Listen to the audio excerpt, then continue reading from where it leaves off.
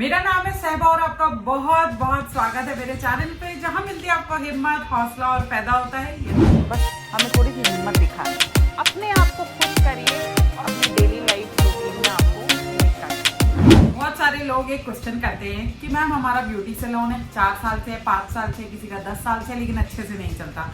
तो ऐसा क्या फैक्टर है जो सैलून को बहुत अच्छे से चला सके, जिससे आप ज्यादा से ज्यादा पैसा अर्न कर सके। तो आज मैं उस पर आपको 5 टिप्स देने वाली हूँ, ठीक है। तो टिप नंबर 1 ये है एम्बियंस। एम्बियंस सबसे ज्यादा इंपॉर्टेंट होता है किसी भी बिजनेस को रन करने में। एम्बियंस क्या होता है? फॉर एग्जाम्पल, आप जब किसी होटल में जाते हैं, ठीक है, किसी अच्छे होटल में जाते हैं, तो वहां जाते के साथ आप सबसे फर्स्ट चीज क्या देखते हैं? पहले ग्लैंस में, फर्स्ट व्यू में आप क्या देखते हैं? वहां का एम्बियंस देखते हैं, यानी वहां का माहौल देखते हैं। माहौल कैसा है? माहौल में, एम्बियंस में, एनवायरनमेंट कहो, सराउंडिंग्स कहो, इसमें क्या क्या चीज इंक्लूडेड होती है? इसमें सबसे पहले होती है हमारी लाइट्स, यानी वहां की लाइटिंग कैसी है ना। तो ऐसे ही सैलून का भी एम्बियंस होता है। सैलून की लाइटिंग कैसी है, कैसा इफेक्ट दे रही है वहां की लाइटिंग। सेकेंड चीज आती है इंटीरियर, वहां का इंटीरियर कैसा है। जब हम किसी भी होटल में, मैं होटल के एग्जाम्पल इसलिए दे रही हूँ ताकि आप इजीली रिलेट कर सको। तो जब आप किसी अच्छे होटल में जाते हो तो वहां का इंटीरियर आपको बहुत अच्छा लगता है। ऐसे ही जब क्लाइंट हमारे सैलून में आता है, वो भी हमारे इंटीरियर को देखता है कि हमारा इंटीरियर कैसा हुआ है। इंटीरियर यानी कि कैसा बना हुआ है हमारा पार्लर। हाँ, तीसरी चीज आती है म्यूजिक। हाँ, बहुत बड़ी चीज होती है म्यूजिक भी। एक सैलून के लिए तो बहुत बड़ी म्यूजिक मतलब एक चीज होती है। आपका टेस्ट कैसा है, आपके सैलून में किस तरह के गाने चल रहे हैं, ठीक है। हिप हॉप चल रहे हैं, या सैड सॉन्ग्स चल रहे हैं, या फिर ट्रेडिशनल सॉन्ग्स चल रहे हैं, या मॉडर्न सॉन्ग्स चल रहे हैं, रोमांटिक सॉन्ग्स चल रहे हैं। किस तरह का एम्बियंस आपने क्रिएट किया हुआ है अपने सैलून के लिए, तो वो चॉइस, राइट चॉइस होना बहुत जरूरी है, ठीक है। अगर आप सैड सॉन्ग लगा के रखोगे तो क्लाइंट भी अंदर आता हुआ ना सैड ही फील करेगा, हाय रो रहे हैं सब लोग। तो अच्छा म्यूजिक लगाओ जिससे क्लाइंट के अंदर ना वाइब्रेशन क्रिएट हो, ठीक है, क्लाइंट खुश हो जाए। म्यूजिक बहुत बड़ा रोल प्ले करता है हम लोगों की सबकी लाइफ में। चौथी चीज, वहां से महक कैसी आ रही है, फ्रेग्रेंस कैसी है, ठीक है।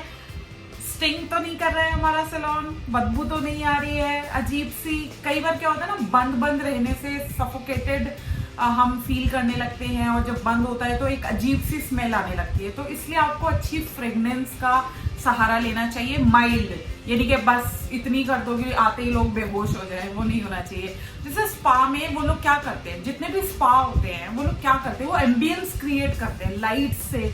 कहीं स्पॉटलाइट दे दी, कहीं पे फोकस लाइट दे दी, तो उससे ना एम्बियंस क्रिएट हो जाता है। फिर वो इंटीरियर अपना बहुत अच्छे से बना के रखते हैं। फिर वो म्यूजिक लाइट सा म्यूजिक चला के रखते हैं, क्योंकि स्पा में ढिंचैक म्यूजिक नहीं चल सकता। स्पा में एक लाइट म्यूजिक ही अच्छा लगता है।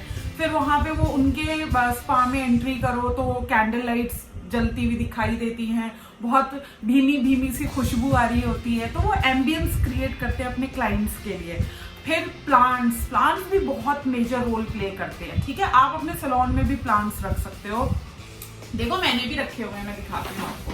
मैंने अभी अपने सैलून में प्लांट्स लिए, ये एक और लिया है छोटा सा। तो प्लांट्स को भी एड ऑन करते रहिए। और बहुत सारी जगह अगर आप रियल प्लांट्स नहीं रखना चाहते हो, नेचुरल प्लांट्स नहीं रखना चाहते हो, तो आर्टिफिशियल रखो। ग्रीनरी देखने से भी क्लाइंट को बहुत अच्छा लगता है, ठीक है। और फिर आता है हमारा फर्नीचर। जब आप किसी होटल में जाते हैं, आप फर्नीचर भी तो देखते हो ना कि किस तरह का फर्नीचर रखा हुआ है। तो अपने सैलून में मैं महंगा फर्नीचर लेने के लिए बात नहीं कर रही हूँ, लेकिन अच्छा फर्नीचर होना चाहिए, कंफर्टेबल फर्नीचर होना चाहिए। अगर आपका कोई क्लाइंट है, उसको वेट करना है, तो जिस वेटिंग सोफा पे वो बैठा हुआ हो वो कायदे का होना चाहिए। आपकी कटिंग चेयर अच्छी होनी चाहिए, आपका पेडिक्योर स्टेशन अच्छा होना चाहिए। इन सब चीजों से क्लाइंट पे बहुत इम्पैक्ट पड़ता है। लास्ट में आती है हमारी हाइजीन, ठीक है। मतलब ये सबसे इम्पोर्टेंट पार्ट एम्बियंस का, हाइजीन। मैंने इसको फर्स्ट में नहीं बोला है, मैं आपको इसको क्योंकि डिटेल में बताना चाह रही थी। Hygiene plays a very very very very very important role in salon industry. अब जैसे क्लाइंट हमारे सैलून में एंट्री मारेगा, अगर वो देखेगा कि पार्लर साफ सुथरा नहीं है, फ्लोर पे कटे हुए बाल पड़े हुए हैं, या वो बैठा और कहीं से टूट फूट हुई हुई है, कहीं से जाले लटक रहे हैं, तो क्या अच्छा लगेगा उसको? नहीं लगेगा ना। तो आपको हाइजीन बहुत मेंटेन करनी है। प्लस जो स्टाफ या आप खुद अगर काम करते हो, आप किस तरह से काम कर रहे हो, क्या आप साफ ब्रशेस ले रहे हो, क्या आपकी सीजर नीट एंड क्लीन है, जो भी टूल्स आप इस्तेमाल कर रहे हो, जो इक्विपमेंट्स आप इस्तेमाल कर रहे हो क्लाइंट के ऊपर, क्या वो एकदम नीट है। इन चीज़ों पे क्लाइंट बहुत ध्यान देता है। जो गाउन्स आप क्लाइंट को ऑफर कर रहे हो, लॉन्ड्री ऑफर कर रहे हो, टॉवल्स हैं, गाउन्स हैं या डिस्पोजेबल, मतलब वो सब नीट एंड क्लीन होना चाहिए ताकि क्लाइंट को बहुत अच्छा फील हो।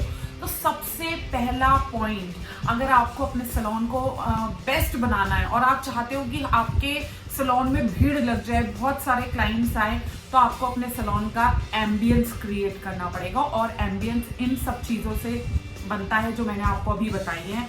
Lights, interior, music, fragrance, plants, furniture and hygiene. ठीक है, ये हमारा पॉइंट नंबर 1 हो गया।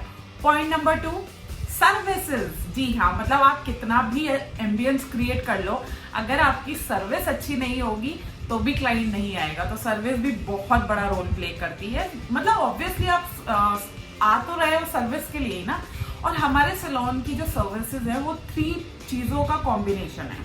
ठीक है, मेकअप का, हेयर का और स्किन का। तो हमारे सैलून में ये तीनों ही चीजें बहुत अच्छी होनी चाहिए कि क्लाइंट सेटिस्फाई होके जाए। जब आपका क्लाइंट सेटिस्फाई होके जाएगा सर्विसेज से और आपका एम्बियंस भी इतना अच्छा होगा, तो क्यों नहीं आएगा? वो डेफिनेटली आएगा। तो अगर आप खुद काम करते हो या आपने स्टाफ रखा हुआ है काम करने के लिए, आपको मेक श्योर करना है कि आपकी सर्विसेज बेस्ट हो, यानी क्लाइंट सेटिस्फाई होके जाए वो जो भी आपके सैलून में कराने के लिए आया है। ओके, ये था सेकंड पॉइंट। अब आते हैं थर्ड पॉइंट। थर्ड पॉइंट है अफोर्डेबल प्राइसेस। जी हाँ, मान लो आपने इतना प्यारा से एम्बियंस क्रिएट कर लिया, आप बहुत परफेक्ट सर्विसेज दे रहे हो, लेकिन आपकी जो लोकेलिटी के क्लाइंट्स हैं उनकी उतनी पेइंग कैपेसिटी नहीं है जितने प्राइजेस आपने रखे हुए हैं, तो भी आपका सैलून नहीं चलेगा। आपको जो प्राइजेस हैं अपनी लोकेलिटी के हिसाब से ही रखने हैं कि आपके पार्लर में जो भी क्लाइंट आए हैं वो अफोर्ड कर सके। ठीक है, उन्हें इससे कोई मतलब नहीं है कि आपने कितना अच्छा एम्बियंस क्रिएट कर रखा है। उनको वो देखने में बहुत अच्छा लगेगा जब वो अपना काम कराएंगे। सर्विसेज आप बहुत अच्छी दे रहे हो, लेकिन अगर उनकी पॉकेट अलाउ नहीं करेगी तो वो नहीं लेंगे। तो आपको ऐसे प्राइजेस अपने सैलून के रखने हैं जो लोग अफोर्ड कर सके।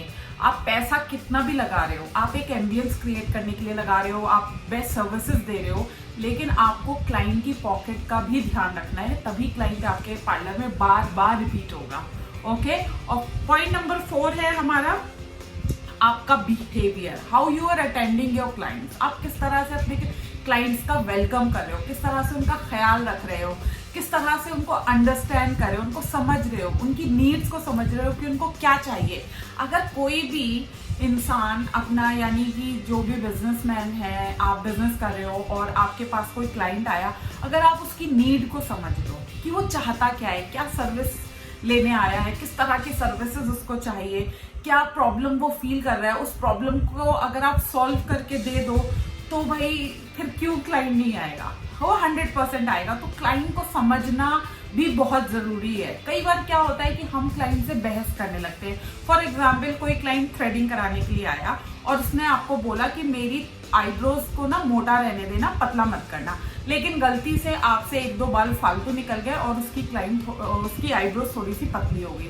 अब वो चिल्लाएगा तो ना हम उल्टा बहस करने लगते हैं, नहीं नहीं मैडम आपकी तो ऐसे ही थी, आपने जहां बनवाई होगी वहां पे खराब कर दी होगी, मैंने तो बहुत अच्छी बनाई है, फलाना है। तो क्लाइंट क्या है ना, वो भले ही आपसे बोले ना, लेकिन वो दोबारा लौट के नहीं आएगा क्योंकि आपने बहस कर दी उससे।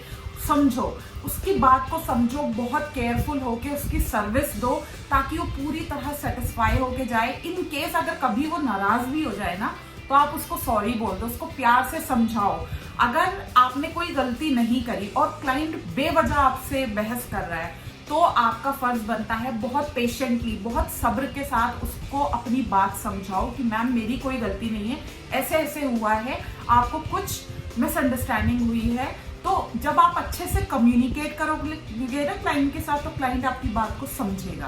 पर बहुत ही आपको धैर्य रखना है, पेशेंस के साथ अपनी बात क्लाइंट को समझानी है। तो क्लाइंट को कई बार स्टाफ का या ओनर का बात करने का तरीका बहुत अच्छा लगता है, जिसकी वजह से वो बार बार रिपीट होता है। तो ये भी बहुत बड़ा फैक्टर है एक अच्छे सैलून को रन करने के लिए कि आपका बिहेवियर अपने क्लाइंट के साथ किस तरह का है। और लास्ट पॉइंट है but not the least is facility. आप क्या एक्स्ट्रा फैसिलिटी दे रहे हो अपने क्लाइंट्स को, ठीक है। जैसे कोई भी क्लाइंट आया तो फैसिलिटी, एक्स्ट्रा फैसिलिटी में जैसे पानी तो आप पूछ ही रहे हो, टी को पूछो, कॉफी को पूछो। अगर वो लंबी सर्विस ले रहा है आपके सैलून में, सुबह से लेकर शाम तक आपके पार्लर में कुछ ना कुछ कराया जा रहा है, तो उसको थोड़ा सा स्नैक्स के लिए भी पूछ लो कि आपको भूख लग रही होगी, हम आपके लिए सैंडविच मंगा देते हैं या बर्गर मंगा देते हैं, ताकि उसको अच्छा लगे कि आपने उसकी एक्स्ट्रा केयर करी है। तो थोड़ी सी फैसिलिटीज आपके सैलून में होनी चाहिए। फैसिलिटी का दूसरा इंपॉर्टेंट पार्ट है कि क्लाइंट को वेट मत कराओ। जो उसका अपॉइंटमेंट टाइम आपने लिया हुआ है, जल्दी से उसको उसी टाइम पे लो।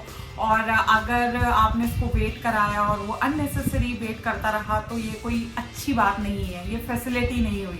तो आपको क्लाइंट को ना फैसिलिटी देनी है, अच्छी अच्छी चीज़ों की फैसिलिटी। आप पैकेजेस दे सकते हो, ऑफर्स दे सकते हो, ये भी सब फैसिलिटी में ही आते हैं। अब ये बताओ, इन 5 चीज़ों अगर आपके सैलून में हैं तो कौन ऐसा पागल क्लाइंट होगा जो आपके सैलून में बार बार नहीं आना चाहेगा। खुद सोचो, अगर आपके सैलून का एम्बियंस एकदम ग्रेट है, आप अफोर्डेबल प्राइसेस पे सर्विसेज दे रहे हो, आप क्लाइंट को बहुत अच्छे से अटेंड कर रहे हो, उसको बहुत अच्छे से वेलकम कर रहे हो, उसको फुल फैसिलिटी दे रहे हो, उसकी एक्स्ट्रा केयर कर रहे हो, तो कौन नहीं आना चाहेगा।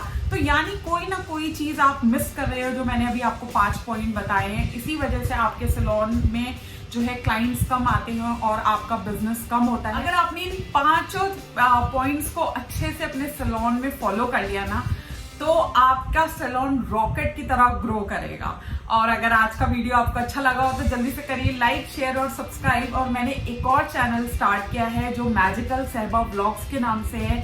उस पे मेरी डेली लाइफ के अपडेट्स आपको मिलेंगे, मैं पूरे दिन में क्या क्या करती रहती हूँ, ठीक है। तो अगर आप वो भी देखना चाहते हैं तो जल्दी से उस चैनल को भी लाइक और सब्सक्राइब करिए। बाकी अगर आपके मन में कोई डाउट है, क्वेश्चन है, तो आप मुझे नीचे कमेंट बॉक्स में कमेंट कर सकते हैं, अदरवाइज मुझे मेल कर सकते हैं। मेरा मेल एड्रेस है magicalsehba@gmail.com और इंस्टाग्राम पे भी मुझे फॉलो कर सकते हैं, उसका एड्रेस है magical_sehba। बाकी नेक्स्ट वीडियो में मिलूंगी एक नए टॉपिक के साथ। Till then stay safe, stay magical and stay blessed. Bye.